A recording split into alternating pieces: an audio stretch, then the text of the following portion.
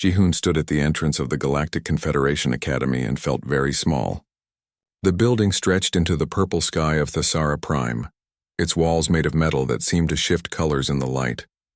Ships from 100 different worlds landed and took off in the distance. He touched the wooden flute in his pocket, the one his grandfather had given him before he left Earth.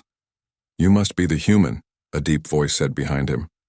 Ji-hoon turned to see a creature that stood 3 meters tall. She had 4 arms, scales that gleamed like polished stone and eyes that looked like molten gold. This was Instructor Velcris, and she studied him the way a scientist might study an interesting bug. "Yes, ma'am. I'm Ji-hoon, from Earth." "I know where humans come from," Velcris said.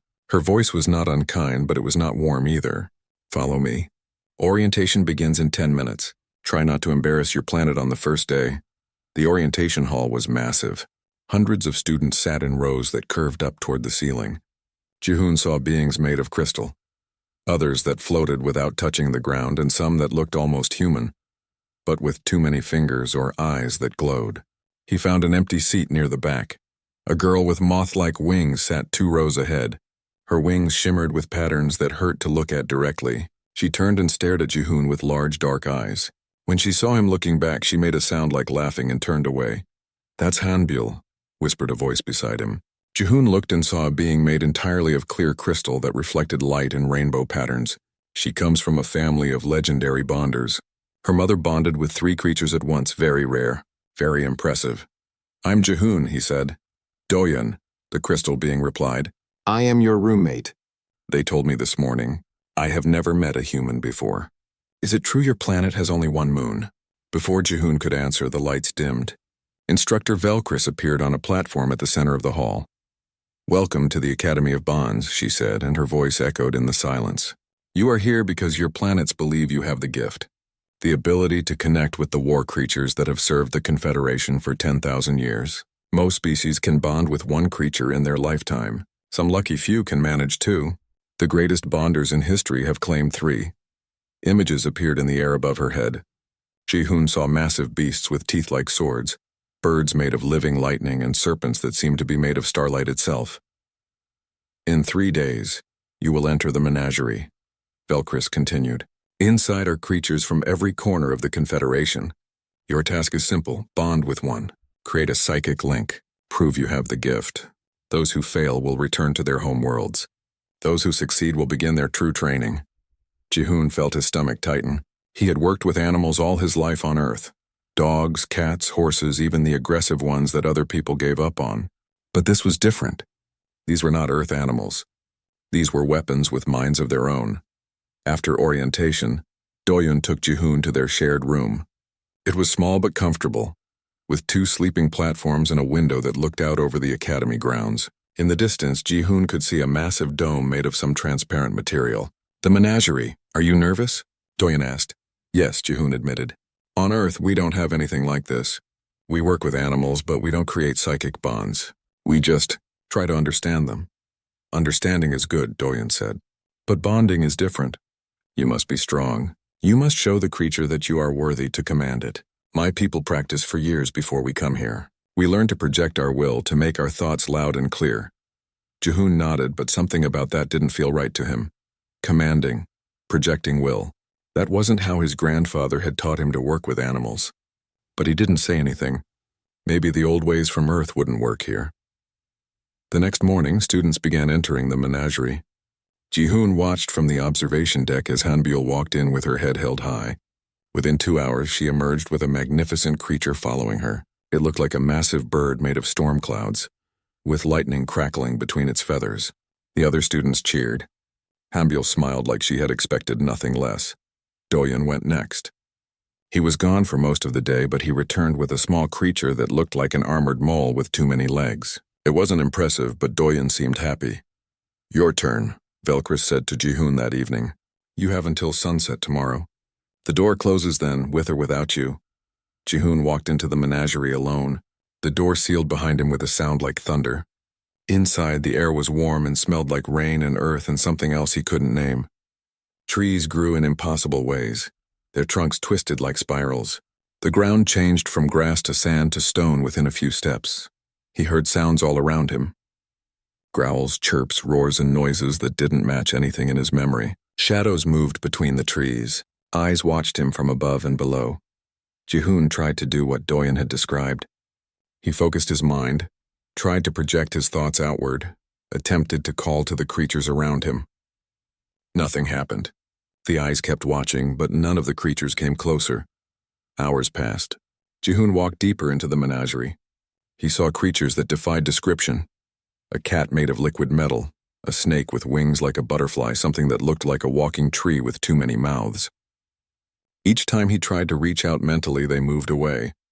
Not in fear, just disinterest. By sunset, Jihoon was exhausted and sitting against a tree. He pulled out his grandfather's flute. He wasn't trying to call creatures anymore. He was just tired and homesick and wanted to hear something familiar. The flute was simple wood carved by hand with 6 holes. His grandfather had taught him to play when he was 7 years old. The old man had said music was a language that needed no translation. Jihoon played a melody from home, a song his mother used to hum while cooking. It was slow and a little sad, full of longing for places far away. He didn't notice at first, but slowly as he played, the sounds of the menagerie changed. The growls quieted, the rustling stopped, and when he opened his eyes he saw them. Creatures had emerged from the shadows, dozens of them. They sat in a circle around him, their eyes fixed on his face, on the flute, on the music flowing through the air. None of them moved to attack. None of them tried to run. They just listened. A massive cat with fur like midnight sat 3 meters away. A bird with crystal feathers perched in the tree above. The metal liquid cat from before had crept closer, its body rippling like water. Even something that looked like a floating jellyfish made of light had drifted down from the canopy. Jihoon stopped playing. The creatures remained still, watching him. He slowly stood up and they tracked his movement but didn't flee. "I don't understand," he whispered. High above in the observation deck, Instructor Velcris watched through the monitors. Her forearms were crossed, her golden eyes narrowed in thought. This wasn't bonding. No psychic link had formed. The sensors showed nothing. And yet something was happening. Something she had never seen in 30 years of teaching. When Jihoon emerged from the menagerie that night, he looked confused. "Did you bond?" Velcris asked. "I don't think so," Jihoon said. "I don't feel any connection in my mind. But they came when I played music." They listened. Velcris studied him for a long moment. "Tomorrow is the final day of trials. All students will demonstrate their bonds in the grand arena. Be ready." That night, Jihoon couldn't sleep. He kept thinking about the creatures in the menagerie, the way they had gathered around him, not because he commanded them, not because he had created a psychic link, but because, why? What had made them come? Doyen was already asleep, his crystal body glowing softly in the darkness. Through the window, Jihoon could see the menagerie dome in the distance. Somewhere inside, creatures moved through the night, and he wondered if any of them remembered the music. The grand arena was built into the side of a mountain.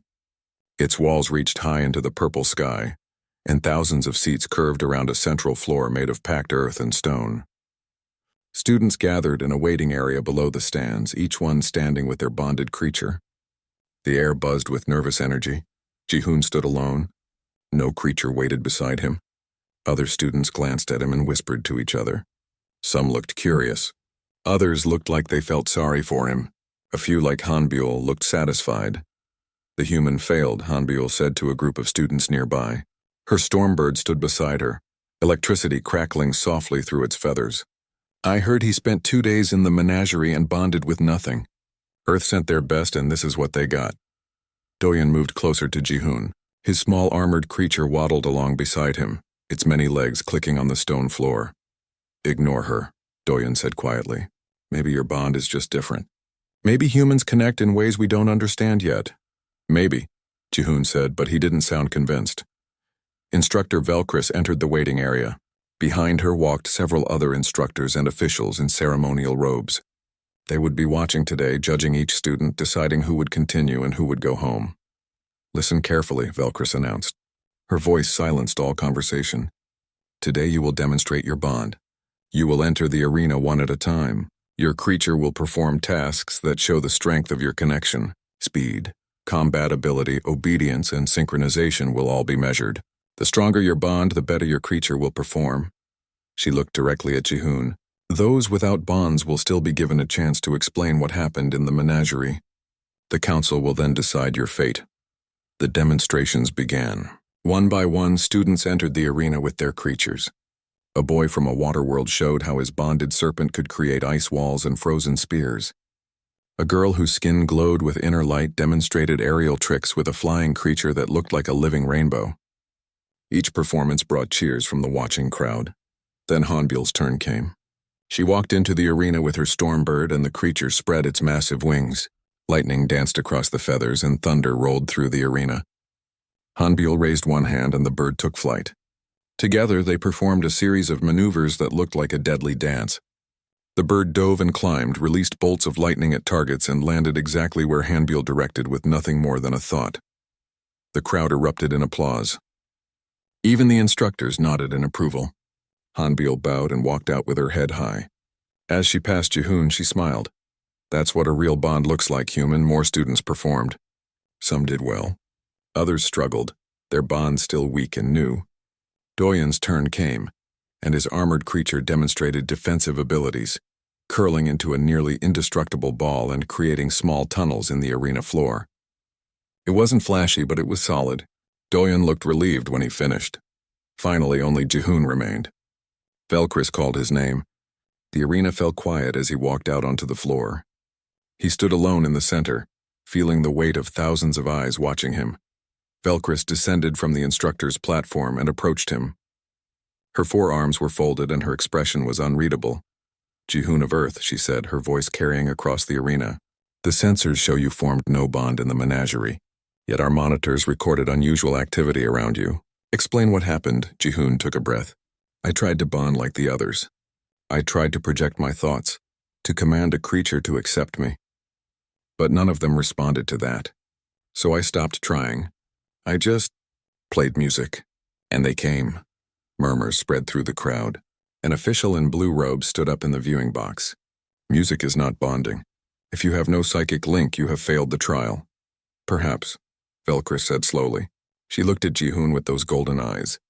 But I am curious. I want to see what happens if we give him a different test. Not the closed arena.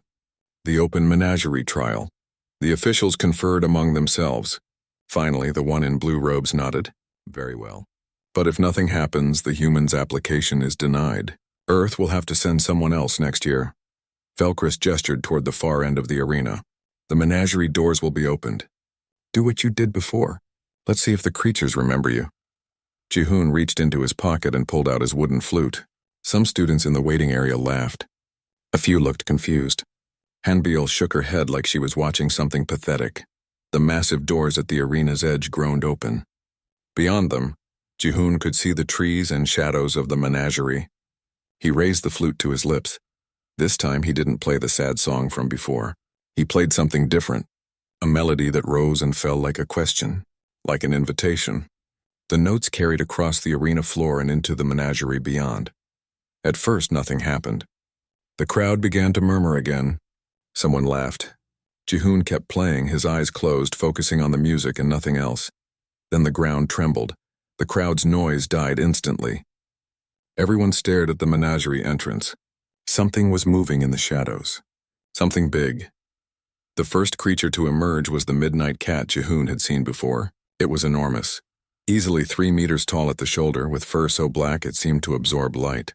It padded into the arena silently and sat down 20 meters from Jihoon. Then came the crystal-feathered bird. It landed on one of the arena posts, its body reflecting light in 1,000 colors. The metal liquid cat flowed out next, its body rippling and reforming as it moved. The floating jellyfish of light drifted through the air. More creatures followed. A wolf made of living stone. A serpent with scales that looked like mirrors. Something that resembled a bear but with 6 legs and horns like twisted branches. A small dragon-like creature that left smoking footprints in the dirt. They kept coming, 10, 20, 30 creatures, all different species, all different sizes. Some flew, some walked, some seemed to simply appear from the shadows, and they all moved toward Jihoon. The arena was completely silent now. Not a single person spoke or moved. Even the instructor stood frozen, watching something that should not be possible. Jihoon lowered his flute. The creatures arranged themselves around him in a wide circle. None of them touched each other. None of them showed aggression. They simply waited, like soldiers standing at attention but without the rigidity, more like friends gathering in a comfortable room. Velcris walked slowly toward Jihoon, her movements careful. She stopped at the edge of the circle of creatures. The midnight cat turned its head to look at her, and she saw intelligence in those eyes. "Ancient intelligence, how did you bond with so many?" she asked. Her voice was quiet but carried in the silence. "The psychic strain alone should have killed you. No mind can maintain this many connections." "I didn't bond with them," Jihoon said. He looked at the creatures around him. "At least not the way you mean. There is no link in my mind. I can't hear their thoughts or command them. I just asked if they wanted to come, and they chose to." An old instructor with gray scales stood up in the viewing box. "Impossible. Creatures don't choose. They respond to superior will, to the strength of a bonder's mind. Without a psychic link, there is no connection." "Then how do you explain this?" Velcris asked, gesturing at the creatures. No one had an answer. The silence stretched long. Finally, the official in blue robes spoke. "This is unprecedented. We need time to study this, to understand what is happening. But I will say this much, something is clearly working. The question is whether it can be controlled, whether it can be taught, whether it is useful." Hanbiol had moved to the edge of the waiting area, staring out at the arena. Her stormbird stood beside her, but for once she wasn't paying attention to it. She was watching Jihoon, and her expression was complicated. Confusion mixed with something that might have been doubt. "Your bond with your stormbird," Doyen said quietly beside her. "You dominate it with your will, yes? You command and it obeys." "Of course," Hanbiol said. "That's how bonding works. That's how it's always worked." "But what if there's another way?" Doyen asked. "What if humans found something different? Something we never thought to try?" Hanbiol didn't answer. She just watched as Jihoon stood surrounded by creatures that had chosen to come to him. Creatures that could leave at any moment but didn't. Velcris made a decision. Jihoon of Earth will continue his training, but his path will be different from other students. We will observe. We will study, and we will learn. She looked at the other instructors. "I believe we're seeing something new. Perhaps something that will change how we think about the bond between thinking beings and the creatures we work with." That night, Jihoon sat in his room while Doyen asked him 100 questions. How did he know the creatures would come? Could he teach others? Did he feel anything when they gathered around him? Jihoon tried to answer, but the truth was he didn't fully understand it himself. On Earth, his grandfather had taught him that animals weren't tools or slaves. They were living things with their own wants and needs and feelings. You didn't command them, you listened to them. You respected them, and sometimes if you were patient and kind, they chose to trust you. 3 days passed. Jihoon attended classes like the other students, learning about creature biology and combat tactics. But when others practiced commanding their bonded creatures, Jihoon worked alone with Velcris. She wanted to understand what made his connection different. "In my culture," Velcris explained one afternoon, "we teach that creatures are powerful but simple. They need strong leadership, a clear hierarchy. Without it, they become dangerous. This is why bonding exists, to establish control." Jihoon nodded but said nothing. He had learned that sometimes it was better to listen than to argue. On Earth, people had believed similar things about dogs and horses for centuries. Then studies showed that animals were more complex than anyone had thought. They had emotions, memories, and individual personalities. Force and domination worked, but partnership worked better. That evening, alarms screamed through the academy. Red lights flashed in every corridor. Students poured out of their rooms in confusion. Jihoon found Doyen in the hallway, his crystalline body pulsing with reflected alarm lights. "What's happening?" Jihoon asked. "Containment breach," Doyen said, his voice tight with fear. Level 7. That's where they keep the most dangerous creatures. "The ones too powerful to put in the regular menagerie." An announcement echoed through the halls. "All students evacuate to the eastern shelters immediately. This is not a drill. Instructors to defensive positions. Code Black situation in effect, Code Black." Jihoon had learned about those in class. It meant a creature that could kill dozens of people before being stopped. It meant real danger. Students rushed toward the shelters, some running, others flying or moving in ways unique to their species. Jihoon moved against the flow, heading toward the source of the alarms. "Where are you going?" Doyen called after him. "To help," Jihoon shouted back. He ran down corridor after corridor, following the sound of screaming and the smell of something wrong. The air felt thick, hard to breathe. Reality itself seemed to bend and twist in ways that made his eyes hurt. Jihoon burst into a central courtyard and stopped. 2 buildings that had stood there were simply gone. Not destroyed or knocked down, just gone, leaving perfect spherical voids where they had been. At the center of the courtyard was a creature that made every instinct in Jihoon's body scream to run. It looked like living darkness. A mass of shadow and emptiness that constantly shifted shape. Sometimes it looked almost like an animal. Other times it was just a formless void. The creature pulsed and moved, and wherever it touched, matter ceased to exist. Stone, metal, plants. Everything vanished into nothingness. Instructor Velcris stood with 5 other teachers, their arms raised. Jihoon could see the air shimmer between them and the creature as they projected psychic barriers, but the barriers crumbled as soon as the darkness touched them. "Voidmaw," one instructor shouted. "The barriers aren't working." "Keep trying," Velcris commanded. "We have to contain it before it reaches the student dormitories." The Voidmaw pulsed larger, growing from the size of a car to the size of a small building. It moved forward, and another section of the courtyard simply disappeared. Jihoon stepped forward. His hand shook, but he pulled out his grandfather's flute anyway. "Human, get to the shelters," Velcris shouted when she saw him. "Let me try something," Jihoon said. "This isn't like the menagerie creatures," Velcris warned. "The Voidmaw isn't alive in any normal sense. It's a force of negation, of ending. You can't reason with it. You can't befriend it." "Maybe," Jihoon said, "but I have to try." He raised the flute to his lips and began to play. At first, the Voidmaw continued its advance, pulsing and consuming. But Jihoon didn't play a cheerful melody or a command.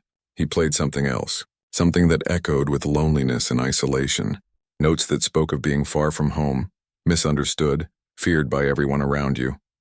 The Voidmaw's advance slowed. Its formless mass began to pulse in rhythm with the music. Jihoon played a melody that acknowledged pain without trying to fix it, that recognized suffering without offering empty comfort. He played what the Voidmaw might feel, if such a creature could feel. Velcris watched in amazement as the chaotic pulsing of the Voidmaw became rhythmic, ordered.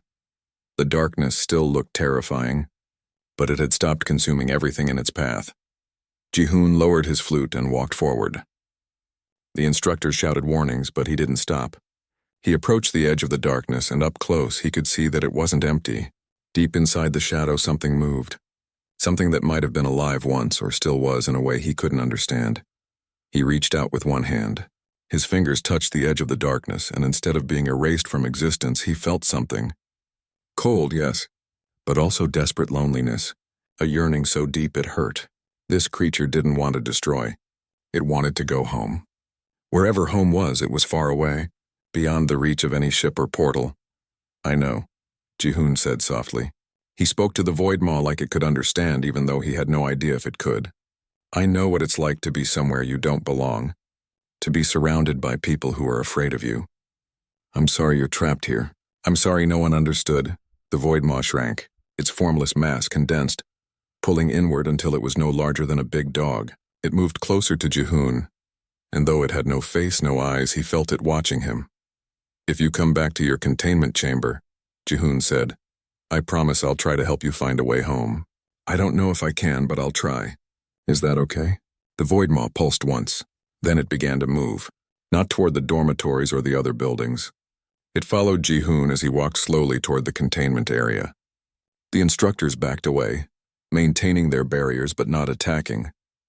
No one wanted to provoke the creature while it was calm. Jihoon led the Voidmaw back to its chamber, a room with walls made of some material that seemed to exist only partly in normal space. The creature moved inside without resistance. The door sealed behind it. For a long moment no one spoke. Then Velcris approached Jihoon, all 4 of her arms spread in a gesture that might have been surrender or amazement. "How?" she asked simply. "I don't know," Jihoon admitted. His hands were still shaking. "I just thought about what it might feel like to be that creature, ripped away from wherever it came from, kept in a cage, studied by beings that fear you, and I tried to let it know that I understood." "You formed no psychic link," Velcris said. "The sensors would have detected it. Yet the Voidmaw responded to you. Trusted you? That should be impossible. Maybe trust doesn't need a psychic link, Jihoon said. News of what happened spread through the academy like fire. By the next morning, everyone knew the human had calmed the Void Maw. Officials from the Galactic Confederation arrived, asking questions, demanding explanations. Some wanted to study Jihoon, others wanted to recruit him. A few seemed afraid of what his abilities might mean. Hanbyul found him in the dining hall. She sat down across from him without asking permission. Her Stormbird waited outside, too large to fit through the doors. "I've been thinking about what you did," she said. Her voice was different than before. Less arrogant. More uncertain. "In my family, we're taught that bonding is about dominance. The bonder must be stronger than the creature in will and in power. My mother bonded with 3 creatures because her will was unbreakable. That's what makes her legendary." "Okay," Jihoon said, not sure where this was going. "But you have no psychic power. No training. You shouldn't be able to connect with any creature, much less dozens. Yet you do. So either everything I've been taught is wrong, or you're doing something completely different that my instructors don't understand."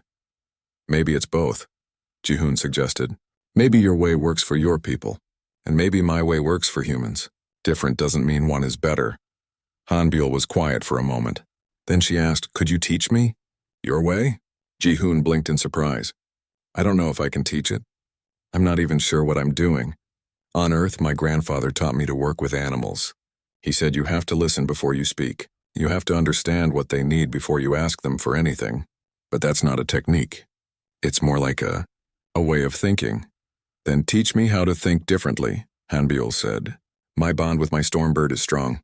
But I command it, it obeys. I wonder now if there's something more. Something I'm missing." That afternoon, Velkris called Jihoon to her office. Inside, she had documents spread across her desk and holographic displays showing data from the Void Maw incident. "I need to tell you something," she said. "Something I don't tell many students. The current bonding system.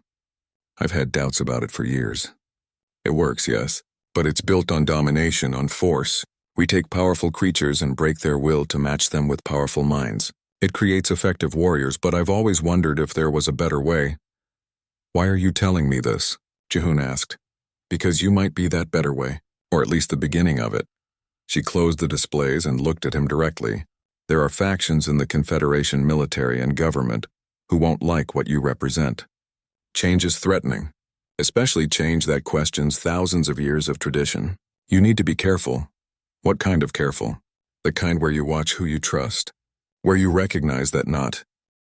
The delegation arrived in the morning, 5 officials in military uniforms, their species ranging from insectoid to something that looked like living fire contained in a suit.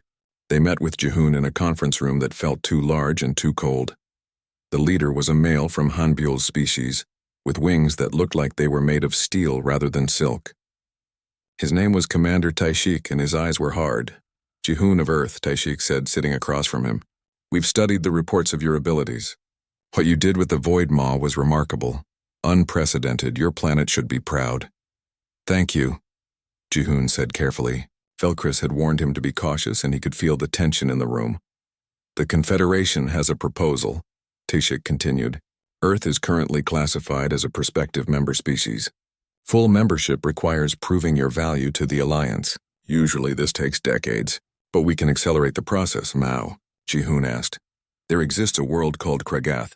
It's home to the apex creatures, the most powerful war beast in the known galaxy. For centuries, bonders have tried to claim them. All have failed. Most died trying." Taishik leaned forward.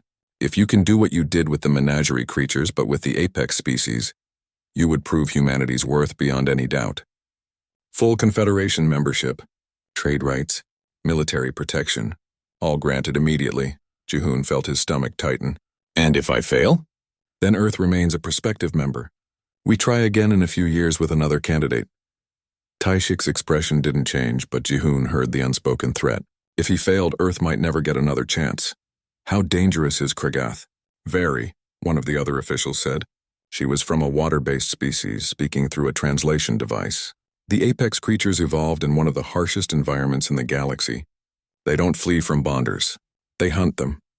Consider carefully before accepting." Jihoon asked for time to think. They gave him 48 hours.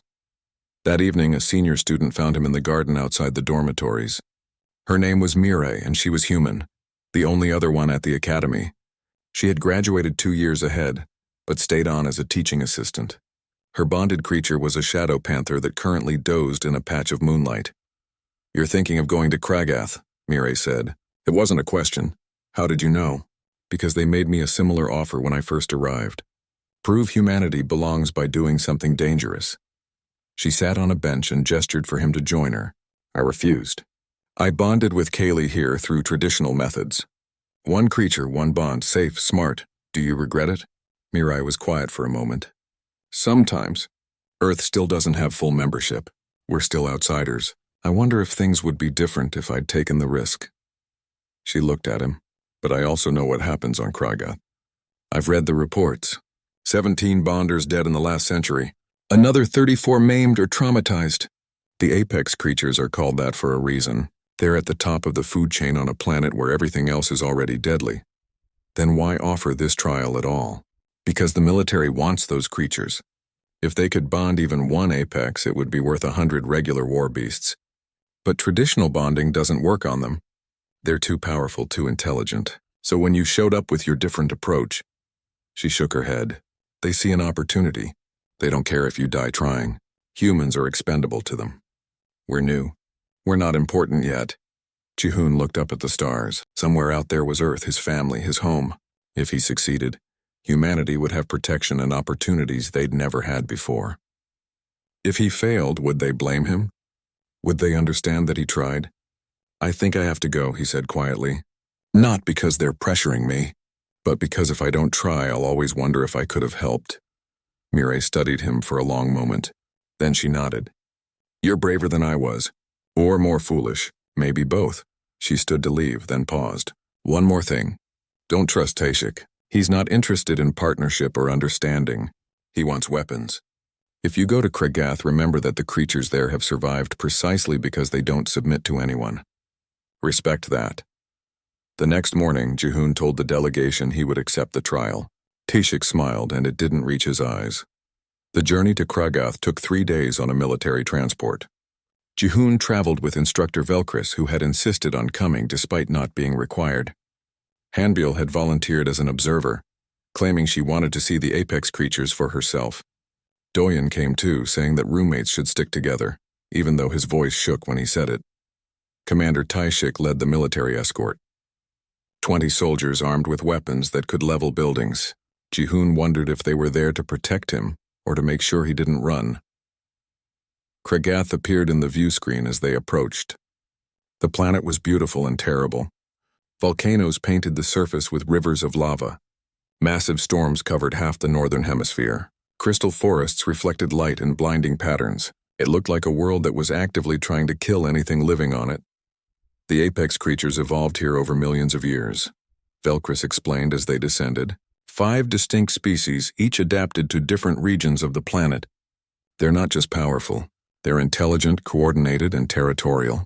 Approach one without permission, and it will remove you from existence. They landed at a research station on the edge of a volcanic plain. The scientists stationed there looked surprised to see visitors and horrified when they learned why they had come. "You're going to attempt bonding?" one scientist asked. She had 6 eyes and kept all of them fixed on Jihoon. "We've studied these creatures for decades. They don't want to be bonded. They don't need us. And they definitely don't like us." "I'm not trying to bond them," Jihoon said. "Not the way you mean." "Then what are you trying to do?" "I'm going to ask if they want to meet me. And if they don't, I'll leave them alone." The scientist looked at him like he had lost his mind. Maybe he had, but it was too late to turn back now. The next morning, Jihoon, Velkris, Hanbiel, and Doyen set out into Apex territory. The military escort followed at a distance, their weapons ready. The volcanic plain stretched out in all directions, the ground still warm from recent eruptions. Steam rose from cracks in the rock. They hadn't walked for more than an hour when the first apex creatures appeared. A pack of 6 wolves, each one the size of a bear, with fur that looked like living stone. Their eyes glowed red and the ground cracked beneath their paws. These were primal furies, and they moved with perfect coordination, spreading out to surround the group. "Don't make any aggressive moves," Velkris warned. "If they attack, Our shields might hold for 30 seconds. Maybe. The alpha wolf approached, its lips pulled back to show teeth like daggers. It was testing them, Jihoon realized, checking if they were prey or something more interesting. Jihoon slowly reached for his flute. The alpha's eyes tracked the movement. He raised the instrument to his lips and played. Not a command, not even really a greeting, just an acknowledgement. A song that said, I see you. I respect your territory. I mean no harm. The alpha wolf tilted its head. The other pack members stopped circling. They sat still ready to pounce, but no longer actively hunting. Jihoon lowered the flute. The alpha approached closer, near enough that he could have touched it. The wolf sniffed the air around him, reading things Jihoon couldn't sense. Then it made a sound like rocks grinding together, not aggressive but not friendly either. Acknowledgement. Permission to pass. The pack moved aside. The group continued forward. Behind them, Taeshik watched with narrowed eyes. He spoke into a communication device, but Jihoon couldn't hear what he said. Over the next 2 days, they encountered each type of apex creature. The Titan scales, massive dragon-like beings with armor that reflected all energy weapons. The Star Striders, ethereal creatures that seemed to exist partly in another dimension. The Sky Devourers, birds of prey so large they blotted out the sun. The Abyss Crawlers, serpentine creatures that moved through solid rock like it was water. Each time, Jihoon used a different approach. With the Titan scales, he played music that acknowledged their age and power. With the Star Striders, he played notes that seemed to mirror their shifting movements through space. The Sky Devourers responded to sounds that echoed their hunting calls. The Abyss Crawlers required silence and stillness, communication through patience rather than sound. None of them bonded with him. No psychic links formed, but each species acknowledged him. They allowed him to pass through their territories. They watched him with intelligence and curiosity rather than hunger or hostility. Hanbyul watched it all with growing wonder and frustration. On the third night, as they camped in a sheltered valley, she approached Jihoon. I don't understand, she said. You have no power, no psychic strength. You can't command them or dominate them. Yet they respect you. How? I don't command respect, Jihoon said. I just show them that I respect them first, that I recognize they don't need me or owe me anything. Maybe that's enough. My whole life, Hanbyul said quietly. I was taught that strength means making others submit. That bonding means proving you're stronger than the creature. But watching you, I wonder if real strength is something... The volcanic plain split open. Lava erupted from new fissures and the sky turned red with ash and fire. The ground beneath their feet cracked and shifted. This wasn't natural. It was a chain reaction triggered by the military ship that had fired on the crystal forests moments earlier. Commander Taeshik had given the order to fire while no one was watching. A warning shot, he would later claim. But the crystals stored and amplified energy in ways the military hadn't understood. The blast had been multiplied 100 times, shattering half the forest and destabilizing the volcanic system beneath it. The research station, one of the scientists screamed through the communication device. The lava is flowing straight toward us. 200 people.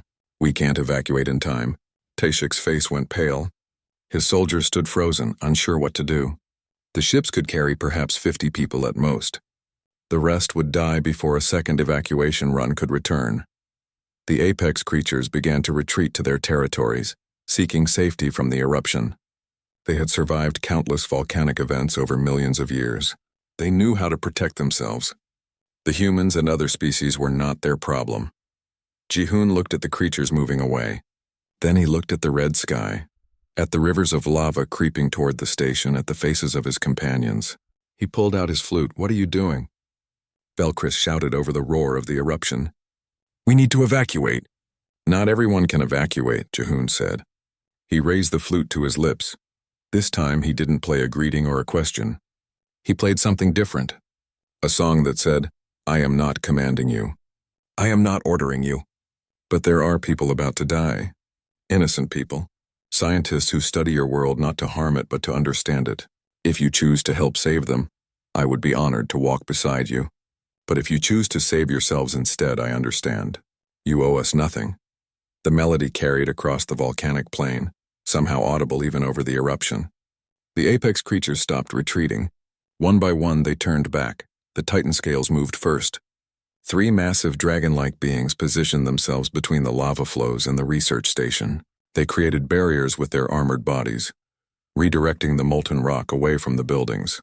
The heat should have killed them, but their scales were designed for this. They had evolved in volcanic regions. This was their home. The Starstriders appeared next. The ethereal beings began to manipulate gravity and space around the station, creating fields that slowed falling debris and protected the structures from the worst of the eruption. The Primal Fury Pack split up. Half stayed to help evacuate researchers, using their stone-like bodies to create shelters. The other half worked with the rescue teams, their intelligence and coordination making the evacuation faster and more organized. The Sky Devourers descended from above. These massive aerial creatures began catching evacuation pods that couldn't make it to the ships, carrying them away from the danger zone through air currents that would have torn apart any regular ship. The Abyss Crawlers moved through the ground itself. They created new tunnels and passages, giving the lava alternative routes and stabilizing the ground beneath the station to prevent collapse. Jihoon didn't direct them. He didn't command or control them. He simply coordinated, using his flute to communicate which areas needed help most urgently, but each creature made its own choices about how to help. They weren't following orders. They were working together by choice. Hanbiul joined the effort, using her Stormbird to spot danger zones from above and relay information.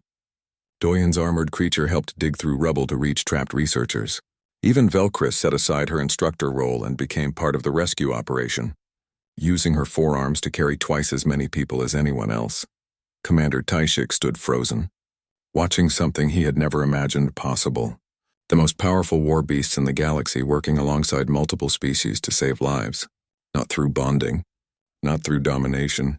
Through choice, the evacuation took 3 hours. Every single researcher was saved. Not one person died. When the last evacuation ship lifted off, the apex creatures retreated to their territories. They didn't follow the ships. They didn't demand payment or recognition. They simply returned home, their work done. Jihoon collapsed from exhaustion. Velkris caught him before he hit the ground. "That was the most remarkable thing I've ever witnessed," she said quietly. "And the most foolish. You could have died, so could they," Jihoon said. "But they chose to help anyway." The journey back to the academy was quiet. Commander Taishik stayed in his quarters, filing reports and avoiding everyone. The other soldiers looked at Jihoon differently now. Not with suspicion or dismissal, but with something like respect. When they arrived back at the academy, a massive crowd waited. News of what happened on Kragath had spread through the entire Confederation. The apex creatures, legendary, unbondable, dangerous, had worked with a human to save lives. The implications were staggering. Over the next week, everything changed. The High Military Council met in emergency session. Scientists demanded access to Jihoon to study his methods. Representatives from dozens species wanted to learn about the human approach to creature relations. But the most important message came from the apex creatures themselves. Through the Confederation's diplomatic channels, they sent a psychic imprint, a message translated from their collective consciousness. The human Jihoon showed respect when others showed fear. He asked for help instead of demanding obedience. He gave us choice when others would give only commands.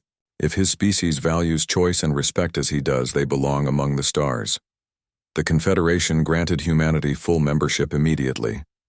Trade agreements followed. Military alliances. Everything Earth had been working toward for decades, achieved because one person treated powerful beings with respect instead of fear. But Jihoon was more interested in what happened at the academy. Instructor Velkris called a meeting of all instructors and students. In the grand arena where Jihoon had first demonstrated his abilities, Velkris made an announcement. "For thousands of years we have taught that bonding means control, that connection requires psychic dominance, that creatures must submit to superior will." She paused, her golden eyes sweeping across the crowd. "A human has shown us another way. Not a better way or a worse way, but a different way. One that treats creatures as partners instead of tools. As individuals instead of resources." She gestured to Jihoon. "The Academy is establishing a new division. We will call it Harmonic Partnership. Students will learn traditional bonding, but they will also learn this new approach. They will learn to listen before they command, to respect before they dominate, to offer choice before demanding obedience. Hanbiel stood up in the crowd, her stormbird perched beside her, and for the first time she wasn't holding the psychic bond tight. She had loosened it, giving the bird more freedom to choose its own actions. "I would like to be the first non-human student of harmonic partnership," she said. "I have bonded in the traditional way all my life, but I want to learn what my stormbird might choose if I gave it the freedom to choose." Others stood up too. Doyen, Mirai. Even students who had initially mocked Jihoon now wanted to learn. Not all of them. Some still believed in the old ways, and that was fine. But enough believed in the possibility of something new. Jihoon became an instructor at the academy. He was 24 years old and teaching beings who had centuries of experience. But he wasn't teaching techniques or methods. He was teaching a way of thinking, a way of seeing creatures not as lesser beings to be controlled, but as equals with their own needs, desires, and right to choose. The menagerie was redesigned. Instead of containment and control, it became a sanctuary. Creatures could leave if they wanted. Most stayed, not because they were forced to, but because they were treated well and given purpose. Some creatures bonded with students through traditional methods. Others formed partnerships through harmonic connection. Some remained independent, helping the academy when they chose to, but owing no allegiance to anyone. Months passed. Then years. Jihoon sometimes returned to Earth to visit his family. His grandfather, now very old, listened to stories about aliens and space creatures in different worlds. And he smiled. "Did I ever tell you," his grandfather said one evening, "why I gave you that flute? You said music is a language that needs no translation." Jihoon replied. "That's part of it," his grandfather said. "But the real reason is that music requires listening. You can't play with others unless you hear what they're playing. You can't create harmony unless you understand what others need to be heard." He tapped the flute. "I gave you this because I knew you were going somewhere I couldn't follow.